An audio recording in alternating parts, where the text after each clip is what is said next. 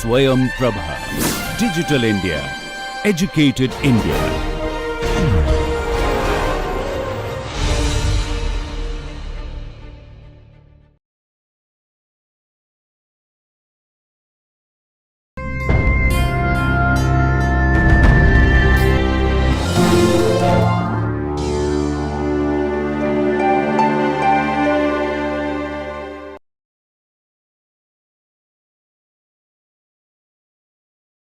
Hello everyone. Let me welcome you to today's session of the course The History of English Language and Literature. Today's lecture is titled Changes in Language, Early Modern English. In one of the earlier sessions, we had taken a look at the kind of changes which were getting built into the English language from the Old English period towards the Middle English period, and the kind of changes which were fashioning and refashioning language into into the form that it is today. So, in today's session, it is time for us to take a look at the transition from the medieval times towards what is known as the modern English, and we also take a look at this in the context of Renaissance, which is also the current topic of discussion in we also take a look at these changes in the context of Renaissance, which also happens to be our current topic of discussion. So, what were the major influences of the modern era, particularly on English language? We have already noted how the Renaissance period was influencing the literary tendencies, how certain shifts of loyalties were happening in terms of religion, in terms of politics, in terms of everything which was predominantly fashioning mankind during those times. In this lecture, we shall be focusing on how the modern era was influencing the development and emergence of English language during this period, and we should also be taking a look at what were the different aspects which were directly contributing to the evolution of language and to the development of language. The first and foremost influence of this period is Renaissance, as we have noted multiple times in the last few sessions. And this, just like Renaissance was a rebirth of art, literature and all kinds of modern thoughts, this was also the beginning of a modern age in the history of English language. And we have noted already that this Renaissance was primarily a classical Renaissance. The influence of Italy was quite undoubted. And instantly, because of the same reason, there were also a lot of Latin words and also words with Latin roots and Latin origin which penetrated into English language during this time. And we had noted in one of the introductory sessions that Latin did have a lot of influence in terms of the even in the earlier times of the Old English and the early medieval times, because church was a major influence, and also there was dominant Roman influence in the island of England in the earlier times. And nevertheless, during the medieval times, Latin was seen mostly as a sacred language. It was not seen as a secular medium of expression. So, in that sense, Latin was also limited to theological discussions, and it was seen as a language of the clergy and the language of the religion. So, but however, with the Renaissance, there was an imminent need to talk about new concepts, about to introduce scientific vocabulary, to talk about the new materials that were being discovered. So, all of these newer tendencies in medicine, technology, science and the arts also led to a need for a newer kind of vocabulary. So, during this time, we do find that the native English language was quite limited in meeting all of these needs. And so, we do find other languages, and especially Latin, making its invasion into English language. The second most important influence to English language was a Reformation. And we have already noted how the translations of the Bible helped tremendously in not just in improving the socio-religious life of England, but it also contributed heavily towards the development of English language. So, these translations and also the regular readings of Bible on Sundays, the public readings of the Bible on Sundays, all of this helped a lot in standardizing language to a very large extent. It's also useful to remember that certain words such as congregation, elder, loving kindness, firmament, raiment, apparel, etc. were introduced through William Tyndale's translation of the Bible into the vernacular English. Shakespeare was another major influence, and when we talk about the influence of Bible and Shakespeare, it's also useful to remember that we may perhaps need to revisit both these influences as they continue to be seminal and central to the development of English language. So, we shall come back to these two major influences at a later point of time. In fact, Shakespeare's influence was so tremendous that he contributed newer forms of coinages, newer vocabulary, and also gave different shades of meaning even to existing words. Perhaps one of the important examples of those periods, which also had a political significance, was the term Puritan. Shakespeare used it with a sense of disapproval in one of his plays, Twelfth Night, in order to talk about a particular character, Malvolio. And we also know how the term Puritan continued to stay on, and it also became a major descriptive term when the political affairs were taking place. During this time in the modern era, we also find England developing an increased sense of national consciousness. This was very important because in spite of the many major linguistic invasions which were taking place in England from the earlier times onwards, we do find that there is a tendency to retain the native influences. We also noted in one of our earlier discussions on the Old English period how English made a comeback in spite of having been heavily dominated by a lot of foreign influences for about 2 centuries. So, this newfound form of national consciousness in the modern era also led to a revisiting of the native roots of particular forms of words, particular coinages, so on and so forth. The other important thing was the increased colonization of this period. So, the voyages, so we also know that a lot of voyages were being made to distant lands for the sake of discovery, for the sake of trade, and also for the expansion of territories. So, this also left English language open to many lexical innovations, and we find that English language has words borrowed from over 50 languages, and this is perhaps one of the very few languages which has included words from almost which has included words from a diverse variety of languages and still has managed to retain its native essence. Printing press was another major event that also led to the standardization of English language. We will take a look at that process shortly in detail. And through all of these things, as Frederick T. Wood, one of the historians of language, points out, through all of these major turn of events, English becomes better equipped for the expression of abstract ideas and niceties of thought. An extension of this could be found in the literary expressions of those times, which we have taken a look at, and some of which we will continue to take a look at as well. Printing press was a major national event, and we know that it led to the standardization of language apart from the many ways in which it contributed to the development of politics, religion, culture, society and literature. Printing was quite a phenomenal event which led to the popularization of new coinages and also the newly introduced words, because language was still in a state of flux. It was continuing to evolve. We also noted in one of the earlier sessions how the spellings, the kind of usages were also heavily dependent on particular kinds of writers and writings, their backgrounds, the kind of dialect that they used, the kind of geographical influences which were upon them, etc. So, amidst these diversities and difficulties, finding a certain standard accepted kind of language was quite a difficult task.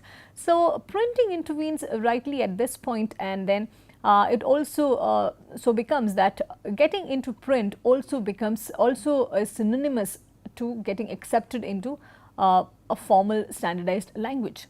So, in that sense, getting a new word printed or getting a new coinage or a phrase printed also becomes a certain kind of a necessity.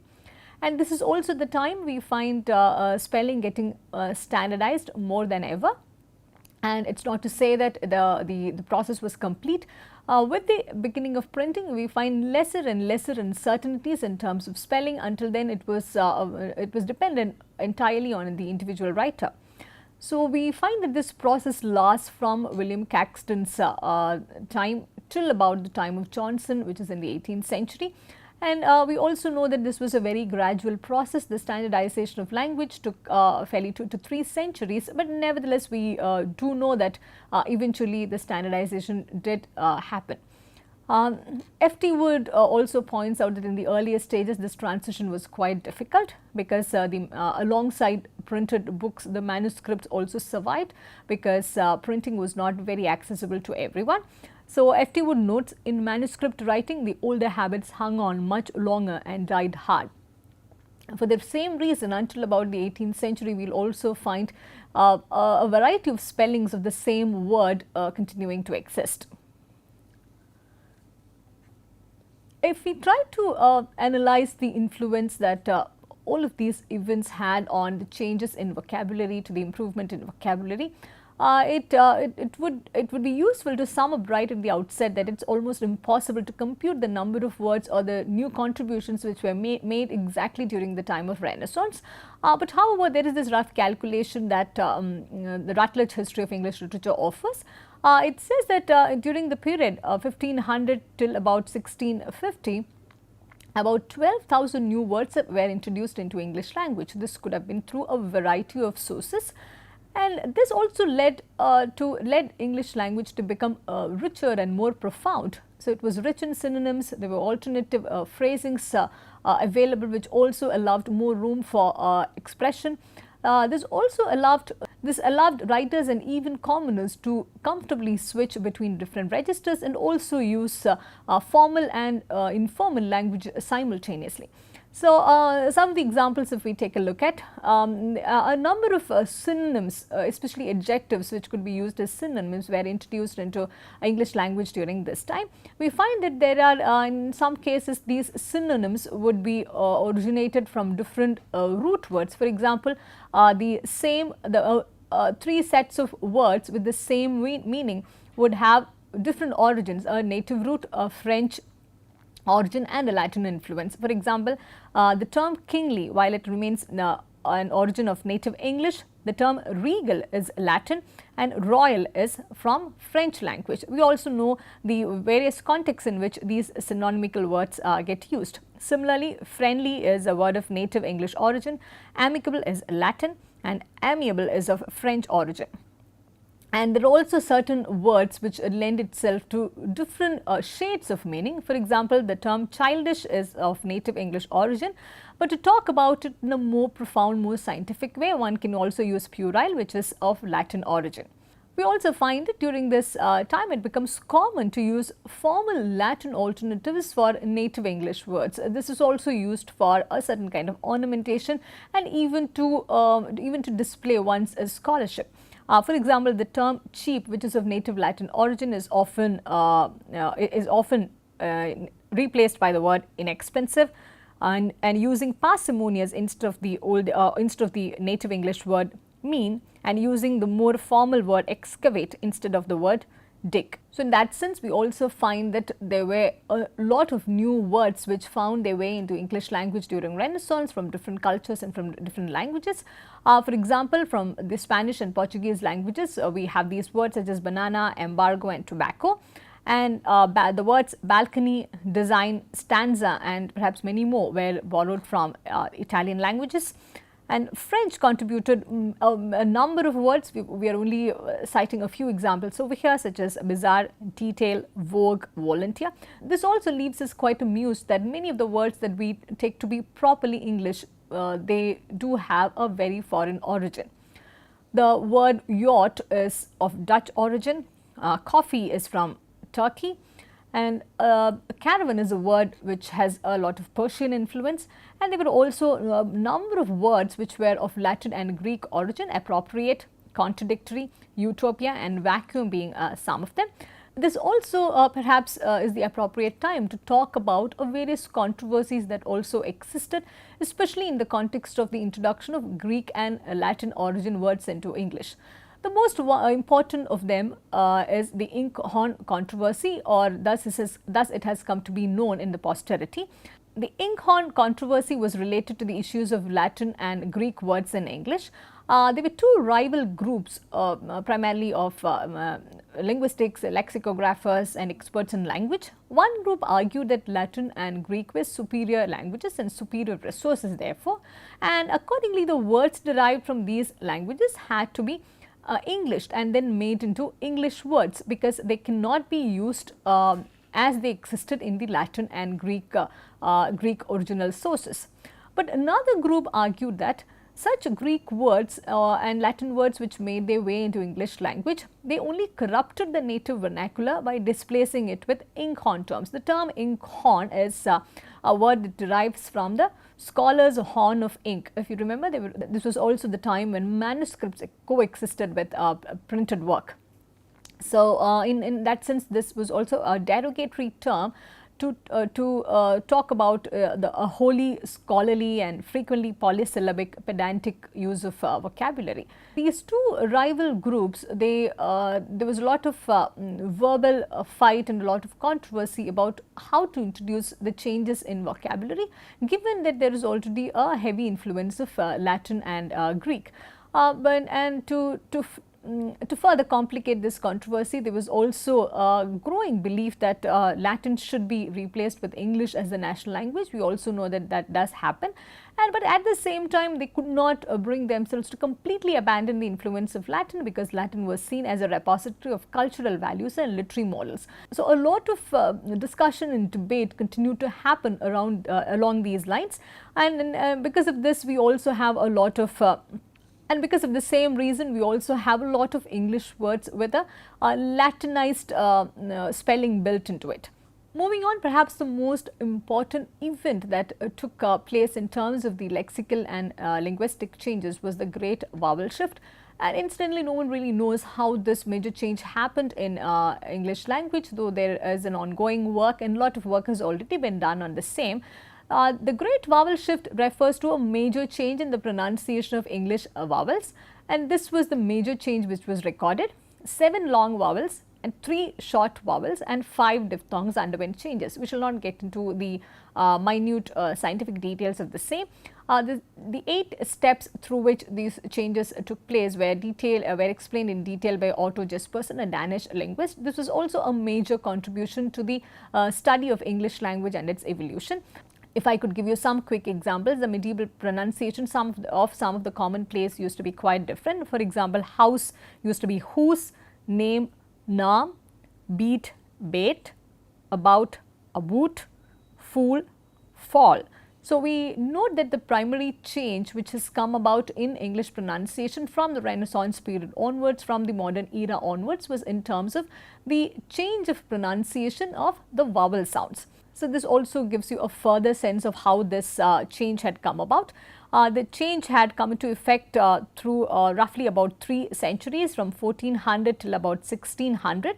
For example, the word bite, it was in the 1400s, it was pronounced with this short e, b, and then we find it getting transformed into, for example, in the 1400s, we know that the word bite was pronounced with the short e, but in modern English we have this diphthong I, leading us to a pronunciation bite. Similarly, the word mate, which currently is pronounced with this diphthong a, was initially only a short a, mat. Yeah? And also the word out, which is now pronounced with the diphthong ow, used to be pronounced with a short u, making it not out but ut.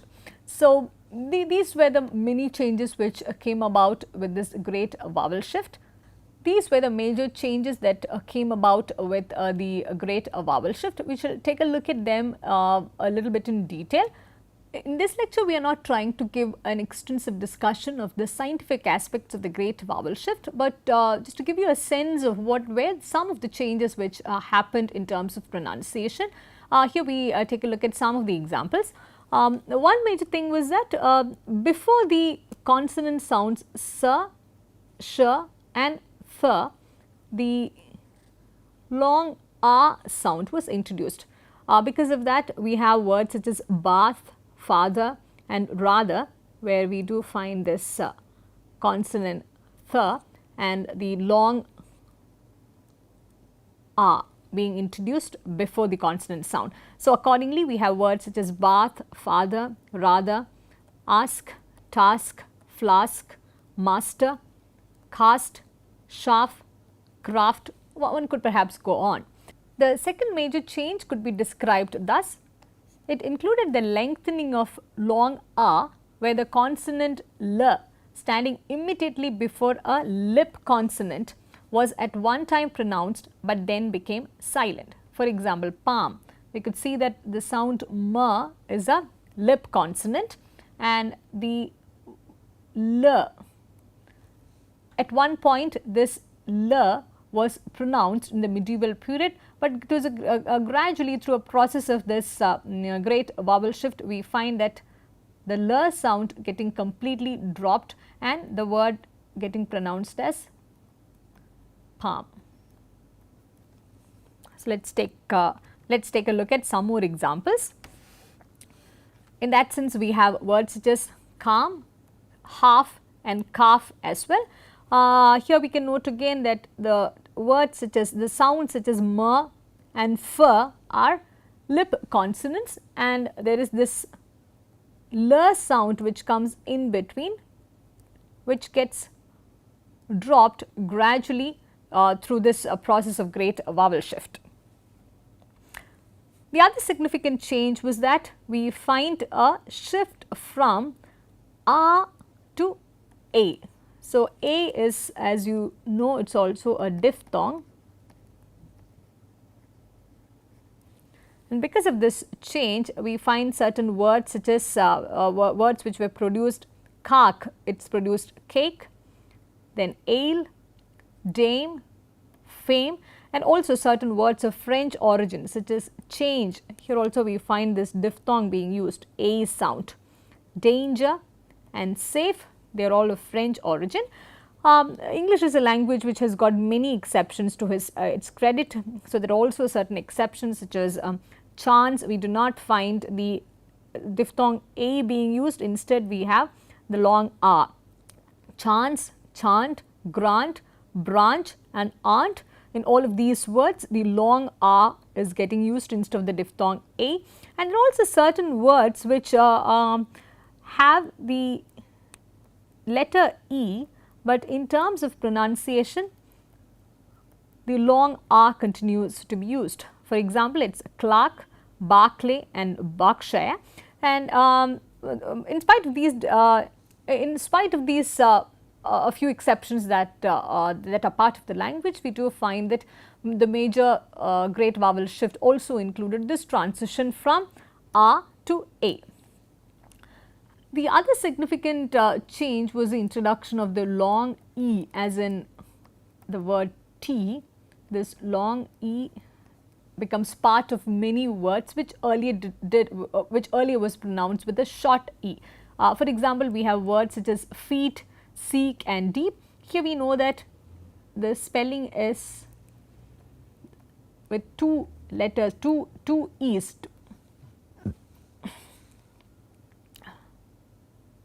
Here we note that in terms of spelling, two E's lead to the pronunciation as a long E, and in words such as seat, beat, eat and heat, the spelling is not with EE, but it is E and A, that also lead to the same pronunciation as a long E.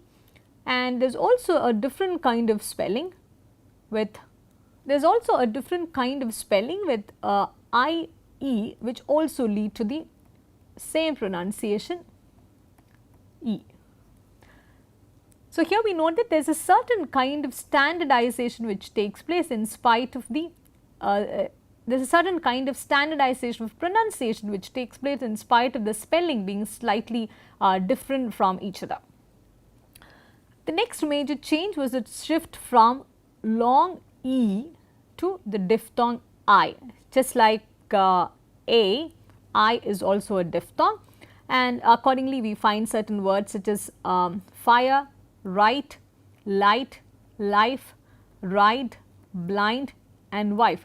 For example, in the medieval text we also know that the term wife was pronounced with a long E, weef. Yeah, that is what we found even in terms of spelling and pronunciation, even during Chaucer's times. For example, we find this particular spelling and a very different kind of pronunciation as weef being used during Chaucer's times.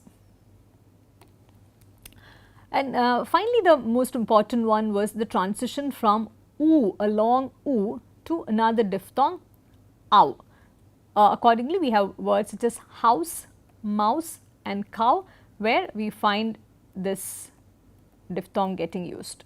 So, just to sum up all these changes, there is a transition from to sum up all these changes. Quickly take a look at the broad principles once again. To sum up all these changes, let us quickly take a look at these broad and general principles again. There is a lengthening of before certain consonants, such as how we have noted. There is a lengthening of a long where the consonant l standing immediately before a lip consonant was at one time pronounced but then became silent. Long becomes a the consonant. There is also the introduction of long e. The long e also transitions into the diphthong I, and ow, the diphthong replaces o. So, as I noted earlier, this is not a comprehensive list of changes which came about during the great vowel shift, but this gives you a certain sense of the broad and general principles which prevail when we talk about English, talk about the spelling of certain words in English language.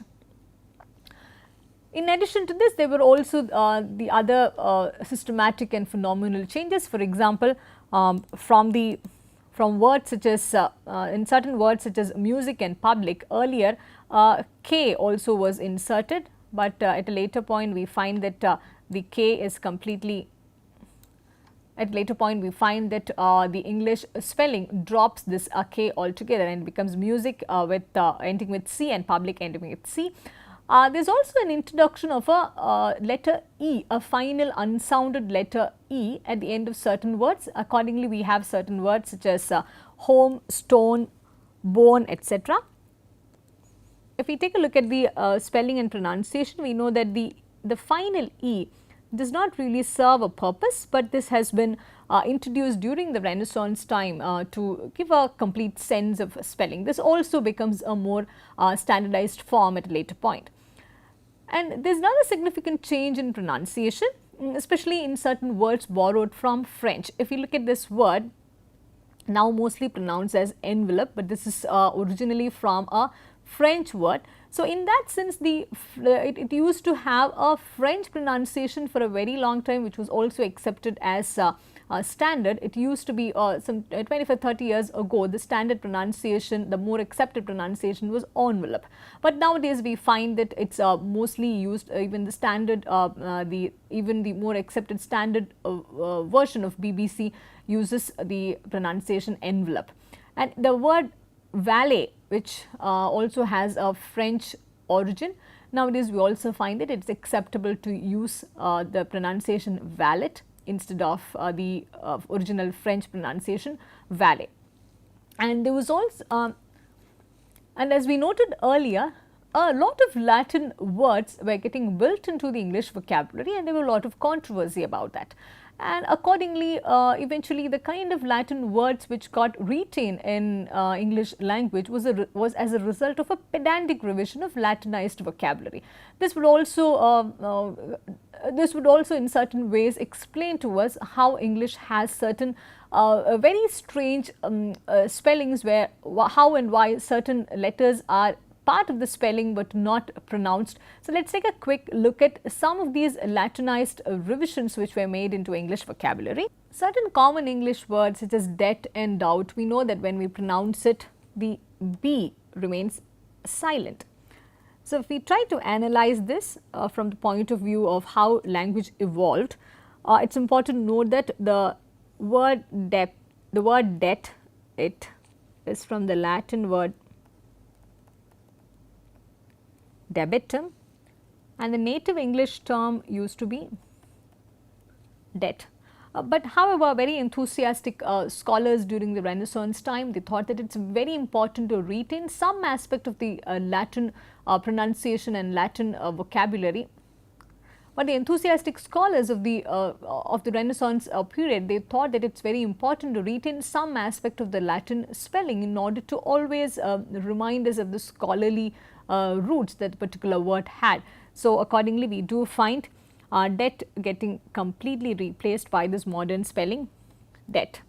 Similarly, the word doubt, it has it is based from a Latin term known as tubitum, and the native English term was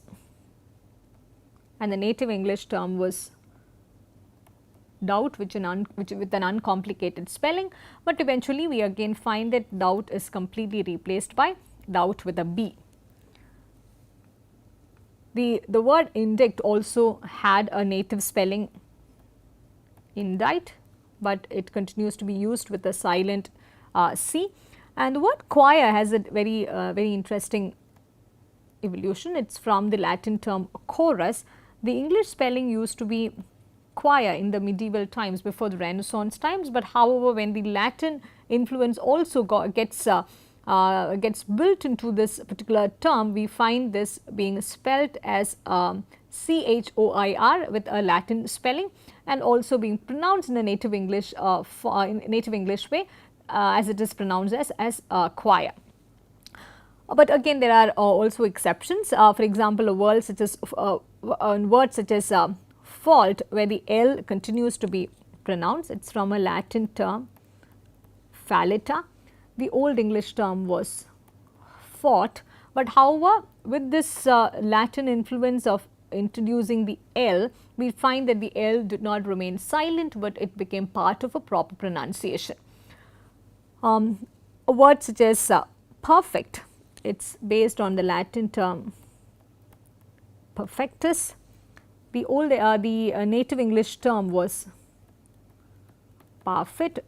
Chaucer also uses this.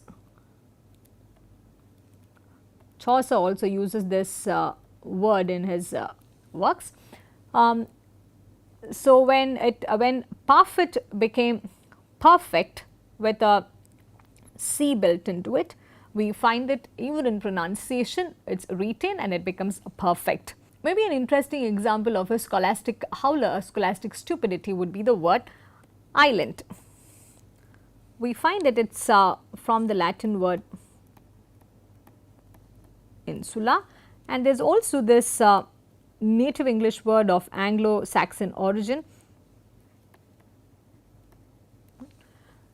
But since many Renaissance scholars and scholars of Latin language were quite particular about